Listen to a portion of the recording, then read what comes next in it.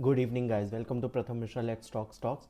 आज हम बात करेंगे कि क्या रहा इंडियन मार्केट में, और तो हम जाते जाते थोड़ा बैंकिंग सेक्टर पे भी बात कर लेंगे। और हम एक ऐसे बैंक के बारे में आज बात कर लेंगे, डीसीबी बैंक के बारे में, जो कि शायद एक ग्रोथ वाइज और आप वैल्यूएशन वाइज सबसे ज़्यादा कंफर्टिंग स्पेस में लगता है। रिसेंट में उसने में रनअप आ चुका है, बट अगर हम बात करें तो वो काफ़ी एक अच्छे वैल्यूएशन से, और अभी भी उसमें एक डिसेंट स्कोप, अगर हम बात करें लॉन्ग टर्म होल्डिंग के लिए, एक ऐसा बैंक जो कि अगर ग्रोथ कर रहा है तो उस हिसाब से देखना होगा। बट कल का अगर हम दिन देखें तो काफ़ी इंटरेस्टिंग था, काफ़ी एक बोलेंगे पिवट पे दिन अटका हुआ था कल, और वो थी एनवीडिया की अर्निंग। आगे चलते हुए हम उसकी बात करेंगे। पर अगर हम आज इंडियन मार्केट की बात देखें तो आपके अगर पोर्टफोलियो अगर छोटे स्मॉल कैप्स मिड कैप्स से भरा हुआ है तो आपको पोर्टफोलियो में अभी उतनी तेज़ी दिख नहीं रही होगी। आपका पोर्टफोलियो लगभग 25-26 हज़ार के आसपास ट्रेड कर रहा होगा। बट अगर आप मार्केट की तेज़ी देखें तो कहीं ना कहीं हैवी वेट्स में वो तेज़ी आके दिखने लगी है। और आप इंडेक्स को देखें तो लगभग एक ऑल टाइम हाई की तरफ टच होने लगा है। तो ऑल टाइम हाई लगभग 26,200 के लगभग है, और मार्केट लगभग 26,150 के आसपास आ गया है, 26,150। तो अगर आप देखेंगे तो वहाँ तक तो मार्केट आ चुका है। अब मार्केट में क्या पेस होती है, क्या वो यूएस को इमिटेट करता है, तो उस हिसाब से हमें चीज़ें देखनी बहुत अब इंटरेस्टिंग हो जाएंगी। और अगर हम बात कर लें, आज भी तो जो लीडिंग जो थे वो बैंक्स थे। आपके अगर बैंक निफ्टी को देखें तो जिसने कि 2-3 साल से बिल्कुल परफॉर्मेंस नहीं करी थी, उन्होंने थोड़ी सी अच्छी परफॉर्मेंस देनी चालू करी। और जो पीएसयू बैंक्स में जो आप रिजल्ट देख रहे हैं कि बहुत ही अच्छे आ रहे हैं, आउट परफॉर्म हो रहा है, उसमें आपको एक चीज़ ज़रूर मेंटेन या देखनी पड़ेगी, जो उनकी इनकम आ रही है। तो उसमें ट्रेजरी गेंस काफ़ी आ रहा है। ट्रेजरी गेंस क्या होता है, जब आप रेट कट करते हो अपने सिस्टम में तो जो आपके पास बॉन्ड्स होते हैं उनकी वैल्यू बढ़ जाती है। मतलब यील्ड्स जब घटती हैं तो बॉन्ड्स की वैल्यू बढ़ती हैं। तो आपके जो मार्क टू मार्केट लॉसेस होते हैं, मार्क टू मार्केट गेंस होते हैं, जो आपकी ट्रेजरी होती है, वो आपको अपने अकाउंट्स में या बुक्स में आपको उसको अकाउंट करना पड़ता है। उस हिसाब से आपका जो पीएनएल है वो फ्लक्चुएट करता है। अगर मान लीजिए यहाँ पे आपके रेट हाइक हो जाते हैं या रेट बढ़ा दिए जाते हैं, तो आप देखेंगे तो बॉन्ड्स की जो वैल्यू है वो घट जाएगी, क्योंकि जो आपके इंटरेस्ट रेट है वो बढ़ जाएगा। तो जैसे ही आपकी ये प्राइस नीचे आएंगे तो आपके जो बुक्स में जो बॉन्ड्स होंगी उनकी वैल्यू घट जाएगी, तो आपको लॉसेस रिपोर्ट करने पड़ेंगे। तो जो पीएसयू बैंक्स होते हैं, जो गवर्नमेंट बैंक्स होते हैं, उनको थोड़ा सा ज़्यादा वो लोग ट्रेजरी वगैरह लेके रखते हैं, गवर्नमेंट बॉन्ड्स जिसे हम बोलते हैं। तो आप देखेंगे तो जो गेन आया है वो आउट परफॉर्म कर रहा है, वो गेन जो है वो काफ़ी अच्छे से आ रहा है as compare to private banks. तो आप इसीलिए देखेंगे जो पीएसयू बैंक की रैली है वो इंडेक्स है, और लगातार हमने उस पर काफ़ी वीडियोस बना रखे हैं। आप चाहे तो जाके हमारी पुरानी प्लेलिस्ट से वो वीडियोस चेक कर सकते हैं। हमने उसमें पीएसयू बैंक्स के बारे में एनालिसिस भी करी हुई है, और हमें उसमें कौन सा बैंक अच्छा लग रहा है हमने उस पर भी काफ़ी वक्त दिया है। और हमने हर बैंक के बारे में नहीं बात करी, क्योंकि हमें नहीं लगता वो वर्थ इट है कि कोई बैंक अगर ग्रो ही नहीं कर रहा, अगर वो चढ़ ही नहीं रहा है, तो हम ग्रो का मतलब है loan book growth, deposit growth, और एक अच्छी एसेट क्वालिटी मेंटेनेंस। तो उस हिसाब से हम ग्रोथ की बात करते हैं, हम शेयर प्राइस के ग्रोथ की बात यहाँ पे नहीं कर रहे हैं। तो उस हिसाब से अगर आप देखें तो अगर हम वैसे हमने एनालिसिस करी हुई कि जो 2-3 बैंक्स हमें अच्छे लगे हमने उस पर करा हुआ। ऑल्दो हम बीच में थोड़ा सा, क्योंकि बैंक्स बहुत ही इवॉल्विंग सब्जेक्ट होता है, तो हम बीच में आके हम उस पर भी एक एनालिसिस और उसको करते रहेंगे वक्त के साथ साथ। पर उस हिसाब से हमें देखना पड़ेगा। पर आज जो हमें एक जो डेटा बहुत एक इंटरेस्टिंग हमें देखने को मिला है, वो है कि डेट टू जीडीपी रेशियो एक बहुत इंपॉर्टेंट चीज़ होती है। तो डेट टू जीडीपी रेशियो को भी आप दो पार्ट में डिवाइड कर सकते हैं। वो है कॉर्पोरेट डेट टू जीडीपी, और एक होता है household debt to GDP. Corporate debt to GDP जो आपका इंडिया इंक लेता है, या इंडियन की जो टॉप कंपनीज है कॉर्पोरेट जो लेता है वो, और जो एक हाउस होल्ड होता है जो आपका एक घरेलू हाउस होल्ड लोन्स जिसे आप बोलते हैं। तो अगर आप कॉर्पोरेट डेट टू जीडीपी देखेंगे तो वो लगभग ऑल टाइम लो पर आ चुका है, मल्टी ईयर लो पे आ चुका है, और लगभग 66% से गिर के लगभग 51% पे आ चुका है। वहीं हाउस होल्ड लोन जो है वो लगातार बढ़ते चला जा रहा है। तो उस हिसाब से हमें वो चीज़ें देखनी पड़ेंगी। तो वो आप देख सकते हैं कि, और जो आपका जो हाउस होल्ड लोन जो है वो उसका शेयर जो है वो परसेंटेज में बढ़ गया लगभग 36-37% से। अब वो बढ़ के ऑलमोस्ट 42%, ऑलमोस्ट 30% था मार्च 2016-17 में, और अब लगभग 42% पे आ गया है। तो वो आपने देखा भी है कैसे माइक्रो फाइनेंस सेक्टर में कैसे प्रेशर और पेन बढ़ा था कि बहुत ज़्यादा उसमें दिक्कतें पैदा हो गई थी माइक्रो फाइनेंस सेक्टर में। तो लोन्स देना कंपनीज ने बंद कर दिया था, वो काफ़ी दिक्कतें आ गई थी। तो वो चीज़ आपको देखना पड़ेगा। पर जो मेन चीज़ है कि आपका रिटेल डेट टू जीडीपी आपको बढ़ना ही पड़ेगा देश में, तभी आपकी एक ग्रोथ या तरक्की एक आप बोलेंगे कि सिस्टम में आ सकती है।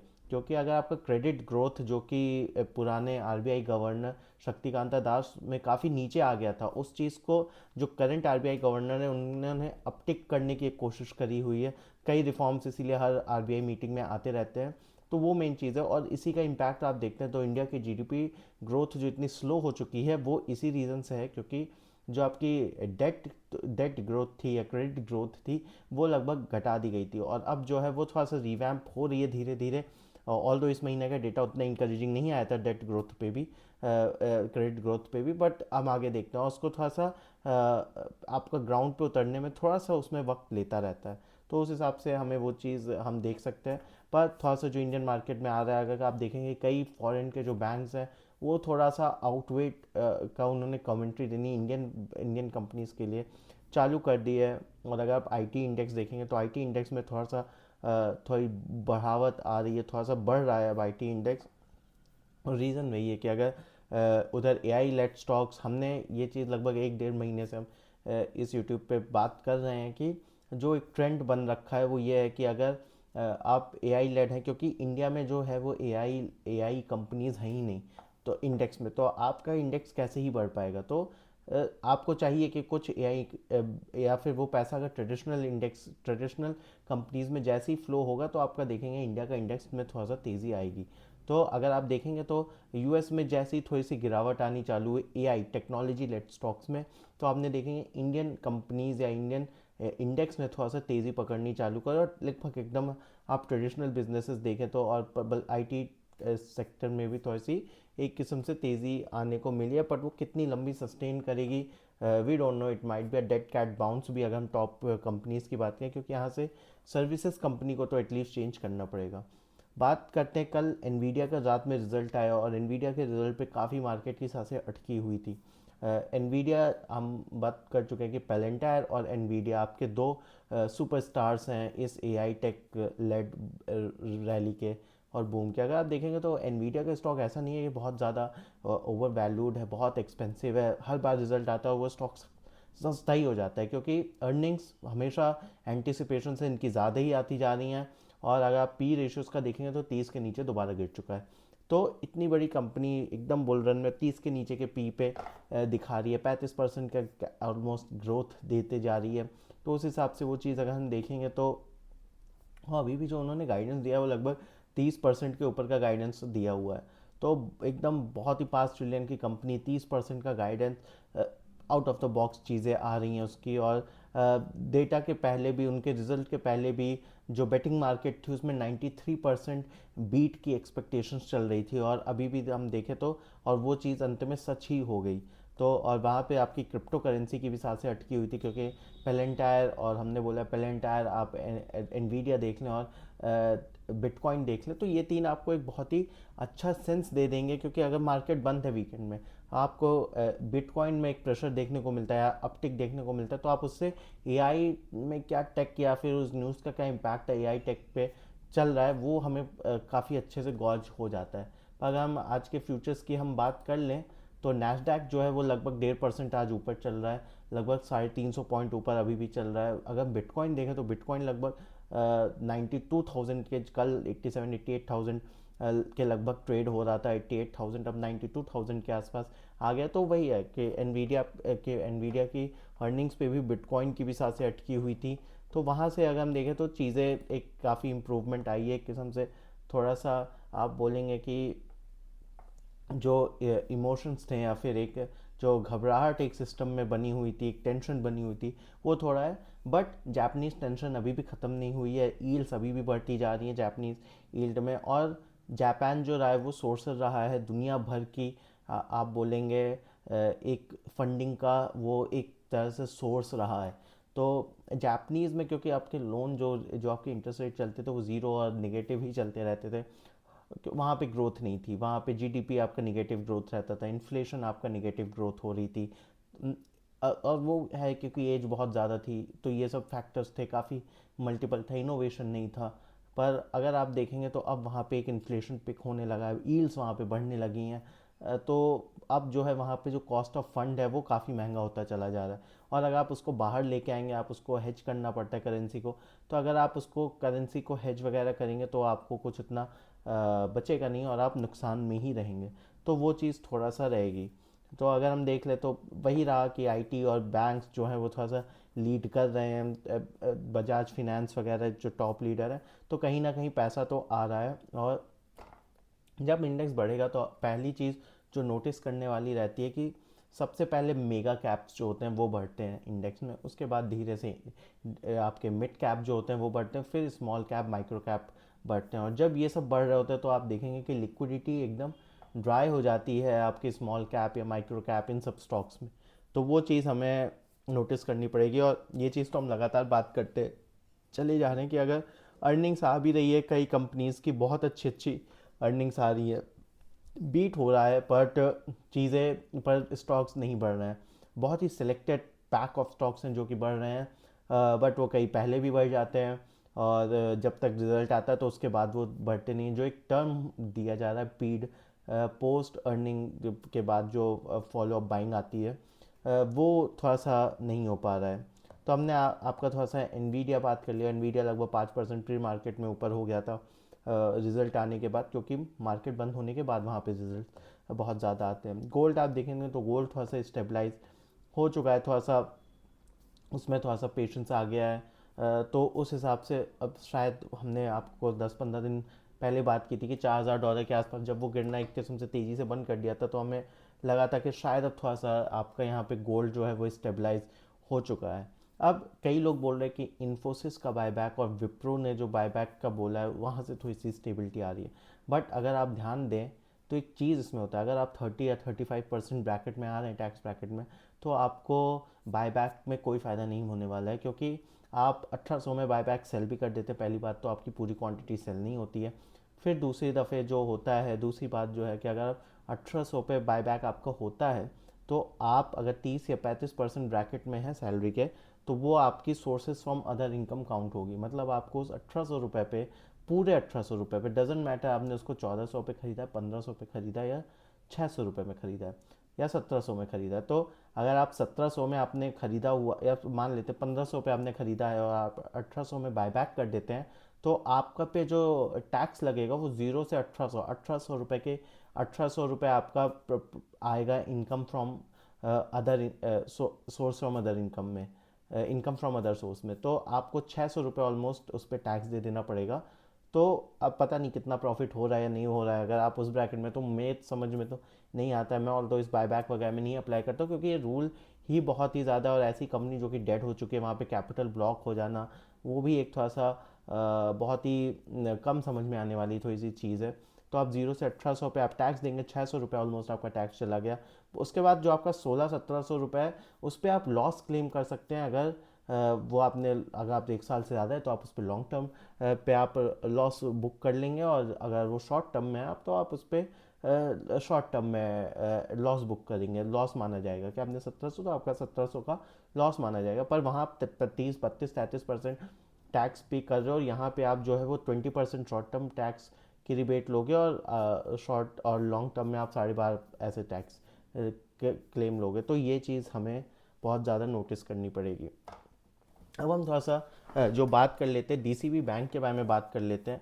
तो डीसीबी बैंक एक ऐसा बैंक है जो कि थोड़ा सा अच्छे से ग्रोथ कर रहा है। तो अब ऐसा बैंक है जो कि 20% के लगभग ग्रो कर रहा है। अगर आप देखेंगे तो डीसीबी और सीएसबी बैंक, दो बैंक हैं ऐसा जो कि आपको 20% से ज़्यादा की ग्रोथ के सपने दिखा रहे हो, पैन इंडिया बनना चाह रहे हो। और एक आपका आईडीएफसी फर्स्ट बैंक है जो कि 20% के ऊपर के लोन ग्रोथ की बात करता रहता है। क्योंकि एचडीएफसी वगैरह आप वापस से 20-25% से ग्रो करना बहुत ही मुश्किल है सीइंग देयर साइज़। तो अगर हम डीसीबी बैंक की भी बात कर लें तो इनके अगर हम फाइनेंशियल्स देख लें तो लगभग इनका मार्केट कैप 5800 करोड़ के आसपास है, रिटर्न ऑन इक्विटी 11.5% है, ऑलमोस्ट 0.95 पे price to book value trade कर रहा है। और रिसेंट में इनका रनअप बहुत अच्छा है, लगभग 17 अक्टूबर को 130 के प्राइस पे ट्रेड कर रहा था और लगभग 50% ऑलमोस्ट 45% इन्होंने गेन मारा और लगभग 180 के ऑलमोस्ट इनका जो प्राइस है वो आ चुका है। अगर हम थोड़ा सा पहले भी इसको लगातार हम इसको पिछले एक 3-4 क्वार्टर्स एक साल से ट्रैक कर ही रहे हैं, ऑलमोस्ट एक साल से पहले से भी हो रहा है। बट जो इनकी जो ग्रोथ आई है और ये बहुत ही सस्ते वैल्यूएशन पे चल रहा था, 0.7 के आसपास आ जाता था, 0.7 0.8 के आसपास, पर अब इसने ऑलमोस्ट ये चीज़ें तोड़ दी हैं। तो हम जो है पहले ये मेजरली एक लेंडर हुआ करते थे, बट अब ये पैन इंडिया बैंकर बनने की राह पे चल चुके हैं। पर जो इनका मेन बात है कि इनका वैल्यूएशन बहुत अच्छी है, लगातार आरओई, रिटर्न ऑन एसेट्स, इन सब के ग्रोथ की बात कर रहे हैं। और अगर हम बात करें तो लगभग 1930 में दो दो दो कोऑपरेटिव बैंक को जोड़ के इनको ये डीसीबी बैंक बनाया गया था, जिसका नाम ही बन गया था डेवलपमेंट कोऑपरेटिव बैंक, तो डीसीबी बैंक। तो ये चीज़ हमें थोड़ा सा इनको देखनी पड़ेगी कि डीसीबी बैंक, तो अब ये बेसिकली ये लोन दिया करते थे और वहाँ से जो है वो ये थोड़ा सा चेंज कर रहे हैं। पर अगर हम मार्च 2025 की इनकी बात कर लें कि इनका डाइवर्सिफिकेशन कैसा है, तो ये मॉर्टेजेस में है और उसमें भी प्राइमरली इनका जो है वो लोन अगेंस्ट प्रॉपर्टी लैप में ही है और लगभग 42% इनका लोन यहीं पे लोन बुक बैठी हुई है। और अगर हम इनका एग्रीकल्चर और इंक्लूसिव बैंकिंग की बात करें तो लगभग 15-16%, इसमें आपका ट्रैक्टर लोन हो गया, क्रॉप लोन हो गया, किसान क्रेडिट कार्ड हो गया, गोल्ड लोन रूरल से, तो इसमें हो गया। एसएमई और एमएसएमई में इनका 8 से 13% है, पर ये सिक्योर्ड लोन में ही रहते हैं और थोड़ा बड़े टिकट साइज़ के लोन देते हैं, जो कि 3 से 10 करोड़ की हम बात कर सकते हैं। गोल्ड गोल्ड इनका 8% है, पर गोल्ड में अब ये काफ़ी तेज़ी से बढ़ा रहे हैं। अगर आप पूरे मार्केट में देखेंगे तो गोल्ड की जो पेस है वो काफ़ी तेज़ी से बढ़ रही है गोल्ड लोन्स की। और गोल्ड लोन में रहता है जैसे ही आपका गोल्ड का रेट ऊपर चला जाता है, तो जो आपका बॉरोअर होता है वो एलिजिबल होता जाता है और लोन लेने के लिए, क्योंकि अगर आपने उसका कोलेट्रल 1 लाख का लोन आपने रखा हुआ था, तो वो एक साल में जैसे 1.5 लाख का लोन हो चुका है, तो उसने अभी तक 80,000 ही लोन लिया था। तो वो बंदा आ जाता है कि जब 1.5 लाख है तो मैं उस पर, अब मेरे पास क्रेडिट और बढ़ चुकी है तो अब मैं उस पर और लोन ले सकता हूँ। तो इस किस्म से वहाँ पे जो ग्रोथ है वो काफ़ी तेज़ी है, बट इसमें एक रिस्क रहता है कि गोल्ड का प्राइस अगर बहुत तेज़ी से नीचे आ जाता है तो वो एक दिक्कत का सबब हो सकता है। फिर को लेंडिंग, कॉर्पोरेट लोन, तो उस हिसाब से ये चीज़ें हैं। अभी हम इनकी बात करें तो लगभग 450 इन्होंने ब्रांचेस कर रखी हैं और जैसे जैसे धीरे धीरे ये पैन इंडिया में चीज़ें फैलाने की तरफ ये जा रहे हैं। अब अगर हम थोड़ा सा डीसीबी बैंक के आगे की बात कर लें कि ये आगे कहाँ तक ये जाना चाह रहे हैं या क्या ये करना चाह रहे हैं, तो अगर हम उसकी बात कर लें तो बैंक जो है वो 18 से 20% पे आपकी लोन ग्रोथ की, लोन बुक की बात कर रहा है बढ़ाने की। उसमें मेन है इनका लोन अगेंस्ट प्रॉपर्टी लैप और एमएसएमई में इनकी जो है वो उस चीज़ पे जा रहे हैं। अब बैंक ने जो बताया कि वो है कि 76% जो इनके कस्टमर हैं उनके पास वो सिर्फ एक प्रोडक्ट ही इनके बैंक से यूज़ कर रहे हैं।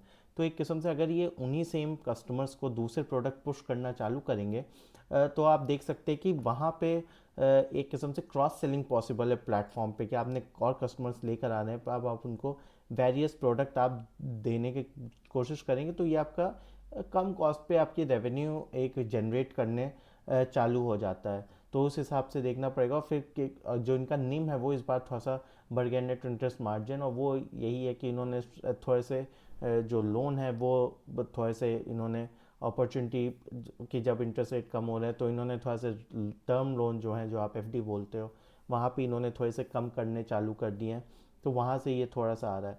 अब जो इनका मेन है कि जो इनका नियो कार्ड के साथ टाई अप है, तो अगर आप नियो कार्ड देखेंगे तो नियो कार्ड आपको बहुत ही कम इंटरेस्ट में, अगर फॉरेन जा रहे हैं तो आप देखेंगे आप नियो कार्ड यूज़ कर सकते हैं। और ये मेरा पर्सनल रिकमेंडेशन है क्योंकि मैं नियो कार्ड यूज़ करता हूँ, तो जब भी मैं फ़ॉरेन जाता हूँ तो आप नियो कार्ड मेरे को बहुत सही लगता है क्योंकि इसका फॉरेक्स चार्ज ज़ीरो रहता है, बहुत ही कम फॉरेक्स चार्ज रहता है। नो रिकमेंडेशन, पर मैं पर्सनली यूज़ करता हूँ, तो आई कैन से कि neo card is very good. तो फिर नियो कार्ड पे इन्होंने बोला है कि 27% ऑफ द न्यू कस्टमर जो हैं उनके जो कार्ड अब्रॉड यूज़ करते हैं वो लगभग 1,000 से भी कम इनके सेविंग बैंक में रखते हैं, तो वहाँ पे इन्हें लग रहा है कि किसी ना किसी तरीके से नच करके उनको और वो पैसा रखवा सकते हैं। और एक चीज़ है कि नियो कार्ड से जो इंडियन जो अब्रॉड में पेमेंट हो रही है वो काफ़ी ऊपर है। लगभग क्रेडिट कार्ड की अगर हम बात डेबिट कार्ड की बात कर ले तो लगभग 10% है। और अगर आप अक्रॉस सारे कार्ड्स यूज़ कर लें, डेबिट क्रेडिट और प्रीपेड कार्ड जितने भी होते हैं, उसका 2% ट्रांजैक्शन सिर्फ नियो कार्ड से हो रहा है। तो ये इन्होंने काफ़ी अच्छा घुसा हुआ। बीइंग अ सर्विस यूज़र मेरे को भी वो कार्ड पर्सनली बहुत अच्छा लगता है। तो उसके हिसाब से इन्होंने बोला कि कॉस्ट टू एसेट रेशियो भी इनका जो है वो इसी में रहेगा। और आरओई भी जो है वो थोड़ा सा इम्प्रूव इन्होंने बोला है कि अभी 0.9% जो चल रहा है वो लगभग इन्होंने बोला है कि हम उसको बढ़ा के 1% के आसपास कर देंगे। तो वहाँ से आप देखेंगे आरओई बढ़ेगा। तो इन्होंने आरओई का भी बोला है कि आरओई भी लगभग धीरे धीरे बढ़ा के उसको अल्टीमेटली 15% तक इनको ले जाने का मन है। तो अगर हम देख लें तो को लेंडिंग नॉर्म्स में, अगर जैसी को लेंडिंग आई थी तो 2020 में जब आरबीआई ने लाया था, तो ये सबसे पहले थे जिन्होंने को लेंडिंग में घुसे थे। और अब ये वहाँ से ये सब चीज़ें बढ़ा रहे हैं। और इन्होंने जो टिकट साइज़ है जो हमने बात करी 2 करोड़ से 3 करोड़ देते हैं। और ये इसको थोड़ा सा साइज़ जो है वो एसएमई में भी साइज़ बढ़ा रहे हैं। अगर आप हमने जो पुराना वीडियो बनाया था एसबीएफसी बैंक में, उन्होंने भी एमएसएमई में बोला था कि वो थोड़ा सा 7 लाख के ऊपर के लोन की बात करेंगे तो वो भी कहीं ना कहीं साइज़ बढ़ा रहे थे। और इन्होंने भी बोला है कि ये 3 करोड़ से लेकर 10 करोड़ तक के अब लोन देंगे और हायर टिकट प्रोडक्ट्स में ये घुसेंगे। और इन्होंने जो पीपल को लेट गो किया है, क्योंकि ये प्रोडक्टिविटी पे बोल रहे हैं कि आप प्रोडक्टिविटी पे थोड़ा सा ज़्यादा ध्यान देना चाहते हैं। तो उस हिसाब से प्रोडक्टिविटी का और वहाँ पे ये कॉस्ट टू अपना एयूएम जो है एसेट्स पे कितना कॉस्ट हो रहा है, कॉस्ट टू एपेक्स, क्योंकि कॉस्ट टू एपेक्स को भी इन्हें कंट्रोल में रखना है क्योंकि ये काफ़ी एक्सपैंडर मोड में है और काफ़ी टेक्नोलॉजी ला रहे हैं अपने सिस्टम में। तो ये सब वन टाइम कॉस्ट है जो आपको लगता ही लगता है। और आप नई नई देश भर में ब्रांचेस फैला रहे हो तो वो चीज़ है। तो आप इनका देखेंगे तो इस बार जो आया है, जो इनका कॉस्ट टू एसेट है वो घटा है, 2.45% हुआ है, घट के 2.66 से।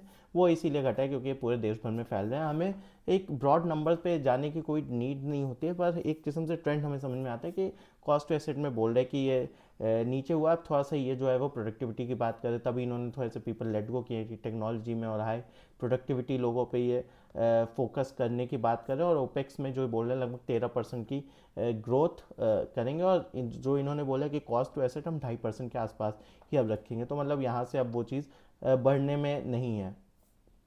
और पीसीआर रेशियो होता है कि आपका प्रोविज़न कवरेज रेशियो जो होता है वो होता है कि कितना मैं ख़राब लोन को झेलने के लिए रेडी हूँ, मेरे पास रिजर्व्स उसका रखा हुआ है। तो वो इनका लगभग 59% हो गया है, 53 से बढ़ के 5 साल पहले। तो वो कंफर्टिंग चीज़ देता है कि लोन ख़राब होगा तो एटलीस्ट बैंक ने रिजर्व्स रख रखे हैं। तो वो चीज़ भी बेटर हो रही है।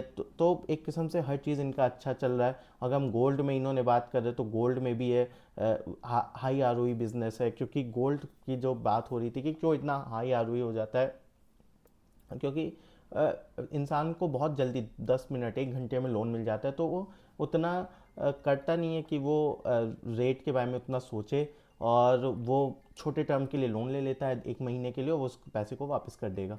तो इस हिसाब से वो इतना सोचता नहीं है, कोलेट्रल इजी लोन होता है। तो इस हिसाब से आप देखेंगे तो आरओई गोल्ड में काफ़ी मिल रहा है। तो वो सब चीज़ें, अगर हम इनके वैल्यूएशन की बात करें तो वैल्यूएशन बहुत ही ज़्यादा कंफर्टिंग है। ग्रोथ हमें देखनी है कैसे आती है, ऑपरेटिंग लेवरेज देखना है कैसे आता है। तो इस हिसाब से अब हमें ये चीज़ देखनी पड़ेगी। ऑल दो बैंक्स लुक गुड। अगर एक दूसरा बैंक भी आप देख सकते हो तो सीएसबी बैंक भी बहुत अच्छा है और वो गोल्ड लोन पे काफ़ी फोकस कर रहा है। तो वो चीज़ हम देख सकते हैं वहाँ से कि कैसे ये सब चीज़ें अब बढ़ रही हैं। पर अगर हम डीसीबी बैंक की बात करें तो मेरे हिसाब से ये जो जो ब्रॉडर टर्म है वो ऑलमोस्ट लगभग इतना ही चल रहा है कि इससे ज़्यादा हमें और बहुत ही ज़्यादा नीड नहीं है। अगर हम इस बार की भी इनकी बात कर ले, इस बार के जो इनका रिजल्ट आया Q2 FY26 का, वो 18% का ईयर ऑन ईयर ग्रोथ आया है आपका, जो कि एक्सपेक्टेड से ज़्यादा ही आया है। और अगर हम नेट इंटरेस्ट इनकम देखें वो भी बढ़ा है। तो एक किस्म से हर चीज़ जो है वो एक अच्छी ही इनके डेटा आई थी और वो चीज़ हमें वो प्राइस में दिख भी गई है। तो अब उस चीज़ को यहाँ इस प्राइस में देखना बहुत, पर आगे रिजल्ट्स जैसे जैसे अच्छे आएंगे वैल्यूएशन इंप्रूव होगी। और कहीं ना कहीं जो बैंक में डैम्पनेस सेक्टर में थी वो कहीं ना कहीं अब बॉटम हो रखी है इस चीज़ में। क्योंकि शायद अगली दिसंबर में अब रेट कट होता है कि नहीं, पर आप देखेंगे नेट इंटरेस्ट मार्जिन जो है वो थोड़ा सा एक्सपैंड अप करने लगेगा हर बैंक के लिए। क्योंकि अब कॉस्ट जो है वो बाहर जो है वो देने लग जाएंगे सब कोई। तो उस हिसाब से हमें देखना है।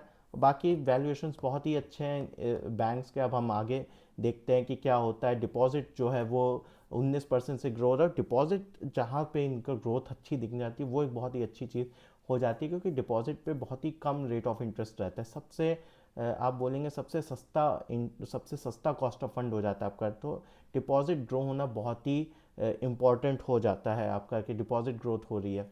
तो वहाँ पे भी 18 से 20% आ रहा है। तो टेक्नोलॉजी यूज़ कर रहे हैं, मतलब हर चीज़ एकदम बहुत ही सही डायरेक्शन पे जाती हुई दिख रही है। पर मेनली बात है वैल्यूएशन के हिसाब से। पर अब देखते हैं कि कैसे इनका चलता है और कैसे आगे डेटाज आते हैं, कैसे रिजल्ट आते हैं। तो उस हिसाब से चीज़ें देखने को बहुत ही बेटर मिलेगी। सो अगर हम देखें तो इतना ही डीसीबी बैंक के लिए और आज के मार्केट अपडेट के लिए। अगर आपको पसंद आए आप ज़रूर लाइक करें, कमेंट करें, सब्सक्राइब करें और हमें अपना फीडबैक ज़रूर भेजें। अपने दोस्तों के साथ भी ज़रूर शेयर करें। Thank you so very much.